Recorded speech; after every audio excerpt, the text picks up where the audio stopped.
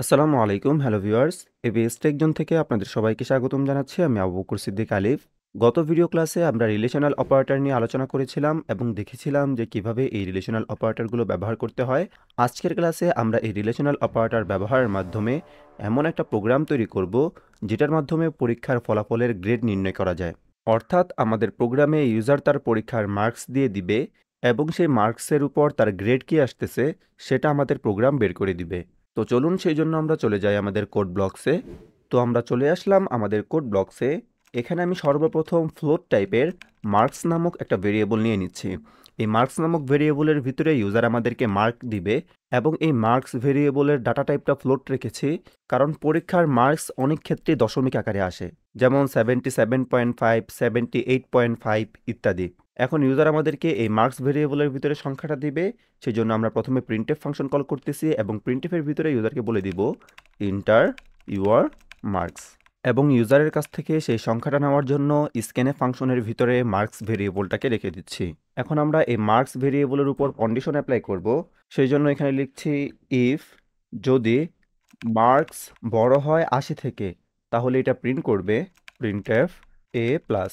অর্থাৎ আশা করি বুঝতে পেরেছেন যে কেউ যদি 80-র উপরে মার্কস পায় তাহলে আমাদের এই কন্ডিশনটা কাজ করবে এবং এই কন্ডিশনের ভিতরে আমরা প্রিন্ট করে দিচ্ছি এ প্লাস, অর্থাৎ সে এ প্লাস পেয়েছে।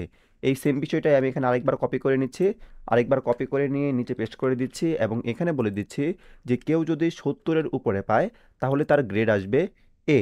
এখন এই সিম্পল কোডটা যদি আমি রান করি এবং একটা মার্ক দিয়ে দেই, যেমন আমি দিয়ে দিলাম 75, ইন্টার দেওয়ার পর দেখতে পাচ্ছি শো করতেছে এ, অর্থাৎ প্রোগ্রামটা সঠিকভাবে কাজ করতেছে। যে আমরা বলে দিয়েছি 70-এর উপরে যদি কেউ পায় তাহলে সে এ গ্রেড পাবে। বাট এখন যদি আমি এখানে 70 দিয়ে দেই, অর্থাৎ আমি দিয়ে দিলাম 70, তাহলে কিন্তু এখানে কোনো ধরনের রেজাল্ট আসতেছে না। কেন আসতেছে না? কারণ আমরা বলেছি 70-এর উপরে যদি কেউ পায় তাহলে তার রেজাল্ট আসবে এ গ্রেড। এক্ষেত্রে কেউ যদি 70 পায় তাহলেও তো তার রেজাল্ট এ আসবে। অর্থাৎ এখানে আমরা ব্যবহার করব গ্রেটার দেন ইকুয়াল সাইন। অর্থাৎ এটা দ্বারা বোঝাচ্ছে কেউ যদি 70 অথবা তার উপরের কোনো মার্ক পায় তাহলে সে এ গ্রেড পাবে। সেমভাবে এখানেও আমরা ইকুয়াল সাইন দিয়ে দিব, অর্থাৎ এটা দ্বারা বোঝাচ্ছে কেউ যদি 80 অথবা তার উপরের কোনো মার্ক পায় তাহলে সে পাচ্ছে এ প্লাস। এখন এই কন্ডিশনগুলোকে অ্যাপ্লাই করার জন্য আমি এটাকে পরপর কয়েকবার কপি করে নিচ্ছি যেন আপনাদেরকে বোঝাতে সুবিধা হয়। এবং এখানে আমি দিয়ে দিচ্ছি 60, অর্থাৎ কেউ 60 অথবা তার উপরের মার্ক পেলে তাহলে তার রেজাল্ট আসবে এ মাইনাস। একইভাবে এখানে দিয়ে দিচ্ছি 50 এবং 50 পেলে তার গ্রেড আসবে বি এবং এখানে দিয়ে দিচ্ছি 40, অর্থাৎ 40 বা তার উপরে যদি কেউ পায় এক্ষেত্রে তার গ্রেড আসবে সি। এবং এই জিনিসটাকে আমি এখানে আরেকবার পেস্ট করে নেই এবং এখানে দিয়ে দিই যে কেউ যদি 33 পায় অথবা 33-এর উপরে পায় সেক্ষেত্রে তার গ্রেড আসবে ডি। এবং এর কোনোটাই যদি না হয়, অর্থাৎ কেউ যদি 33 মার্কসও না পায় সেক্ষেত্রে সে ফেল। অর্থাৎ আমরা বলে দিলাম যে উপরের কোনো কন্ডিশনে যদি সত্য না হয় সেক্ষেত্রে আমাদের ইলস প্রিন্ট হবে এবং ইলসের ভিতরে আমরা প্রিন্ট করে দিচ্ছি এফ, অর্থাৎ সেই স্টুডেন্ট ফেল করেছে। এখন যদি আমরা আমাদের প্রোগ্রামটাকে রান করি তাহলে দেখতে পারবো বলা হচ্ছে ইন্টার ইউর মার্কস। আমি এখানে মার্কস দিয়ে দিলাম 35 এবং ইন্টার দেওয়ার পর দেখতে পারতেছি আমি ডি পেয়েছি। আমি আবার রান করি এবং এখানে মার্ক দিয়ে দিচ্ছি 25, অর্থাৎ আমরা ফেল করেছি। সেক্ষেত্রেও প্রোগ্রামটা সঠিকভাবে কাজ করতেছে।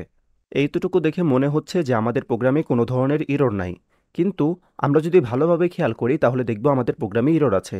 যেমন এই কোডটাকে যদি আমি আবার রান করি এবং এখানে একটা সংখ্যা দিয়ে দেই 82, অর্থাৎ 80-র উপরে কোনো একটা সংখ্যা আমি দিলাম। এখন ইন্টার দেওয়ার পর দেখতে পারতেছি যে 82 এর জন্য আমাদের যে কন্ডিশন সেই কন্ডিশনটা প্রিন্ট হয়েছে, অর্থাৎ এ প্লাস প্রিন্ট হয়েছে এবং এ প্লাসের পর এ minus, A B C D এগুলো প্রিন্ট হয়ে গিয়েছে। এটা কেন হয়েছে আশা করি আপনারা বুঝতে পারতেছেন যে 82 সংখ্যাটার জন্য এই কন্ডিশন যেমন সত্য এই কন্ডিশনগুলোও কিন্তু সত্য। যেমন 82 সংখ্যাটা যেমন 80 থেকে বড়, একইভাবে কিন্তু 82 সংখ্যাটা 70 থেকেও বড়, 60 থেকেও বড়, 50 থেকেও বড়, 40 থেকেও বড়। অর্থাৎ এই সবগুলো কন্ডিশনই সত্য হচ্ছে এবং এই সবগুলো কন্ডিশনই প্রিন্ট হচ্ছে। বাট আমরা তো এটা চাচ্ছি না। আমরা চাচ্ছি যে কোনো একটা কন্ডিশন যদি সত্য হয় তাহলে বাকি কন্ডিশনগুলো কাজ করবে না।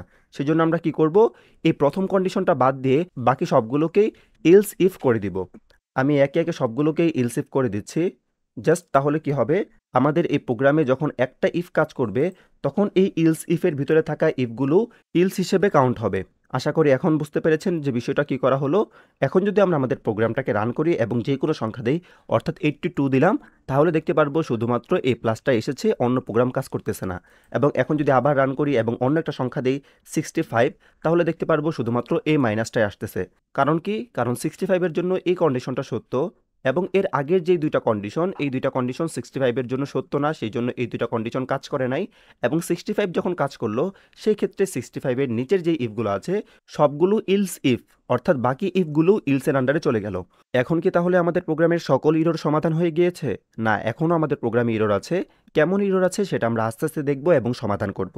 যেমন এখন যদি আমি কোডটাকে আবার রান করি এবং এখানে একটা সংখ্যা দিয়ে দেই 140 এবং তারপর যদি ইন্টার দেই, তাহলে দেখতে পারবো আমাদের গ্রেড আসতেছে A+, অর্থাৎ আমাদের এই কন্ডিশনটা কাজ করতেছে। বাট এটা কি সত্য? 100-র উপরে কি আমরা মার্ক দিতে পারবো? না, কারণ আমাদের রেজাল্ট শিট তৈরি হয় 100 মার্কস স্ট্যান্ডার্ড ধরে, অর্থাৎ 100-র উপরে যদি কোনো সংখ্যা হয় সেই ক্ষেত্রে এই জিনিসটা ইনভ্যালিড। এক্ষেত্রে আমরা কি করতে পারি? আমরা এখানে আরেকটা ইফ কন্ডিশন ব্যবহার করতে পারি এবং এই ইফ কন্ডিশনের ভিতরে বলে দিতে পারি যে যদি মার্কস বড় হয় 100 থেকে, অর্থাৎ মার্কসের যে মানটা আছে সেই মানটা যদি 100 থেকে বড় কেউ দিয়ে দেয়, সেই ক্ষেত্রে আমাদের এই ইফ কন্ডিশনটা কাজ করবে। এবং প্রিন্টএফের ভিতরে বলে দিচ্ছে ইন্টার ভ্যালিড মার্কস। ওকে, এটা দ্বারা কি বোঝাচ্ছে? এটা দ্বারা বোঝাচ্ছে যে কেউ যদি 100-র উপরে কোনো সংখ্যা দেয়, সেই ক্ষেত্রে আমাদের প্রোগ্রামটা তাকে বলবে যে ইন্টার ভ্যালিড মার্কস, অর্থাৎ আপনি যে মার্কটা দিয়েছেন সেটা আনভ্যালিড এবং আপনি ভ্যালিড মার্কসটা দেন। একইভাবে কেউ যদি 0-র চেয়ে ছোট, অর্থাৎ নেগেটিভ কোনো নাম্বার দেয়, সেই ক্ষেত্রেও আমরা একটা কন্ডিশন দিয়ে দিচ্ছি। এখানে আমরা তাকে বলে দিচ্ছি যে আমাদের মার্কসটা যদি হয় 0-র চেয়ে ছোট, সেই ক্ষেত্রেও আমাদের এই প্রোগ্রামটা কাজ করবে এবং বলা হবে ইন্টার ভ্যালিড মার্কস। এক্ষেত্রে এই ইফ এবং উপরের ইফ দুটাকেই আমি ইলস ইফ করে দিচ্ছি, অর্থাৎ একটা ইফকে আমি ইফ রেখে বাকিগুলোকে ইলস ইফ করে দিচ্ছি। কারণ কি আমরা চাই যে যখন একটা ইফ কাজ করবে তখন অন্য কোনো ইফ আর কাজ করবে না।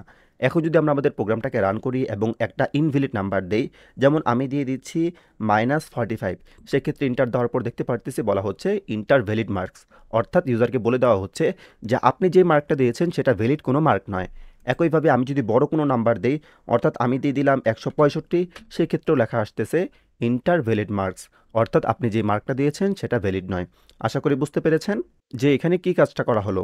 এবং আমরা যেহেতু এখানে ফ্লোট নাম্বার নিয়েছি, অর্থাৎ কোনো ইউজার যদি ফ্লোট নাম্বার দিতে চায়, অর্থাৎ তার নাম্বারটা যদি হয় 65.5, সেই ক্ষেত্রেও কিন্তু আমাদের প্রোগ্রামটা সঠিকভাবে কাজ করতেছে। আশা করি বিষয়টা বুঝতে পেরেছেন। আমাদের আজকের ক্লাসটা এই পর্যন্তই ছিল। আগামী ক্লাসগুলোতে আমরা আরও নতুন নতুন বিষয় সম্পর্কে জানব। সেই পর্যন্ত সকলে ভালো থাকবেন, সুস্থ থাকবেন।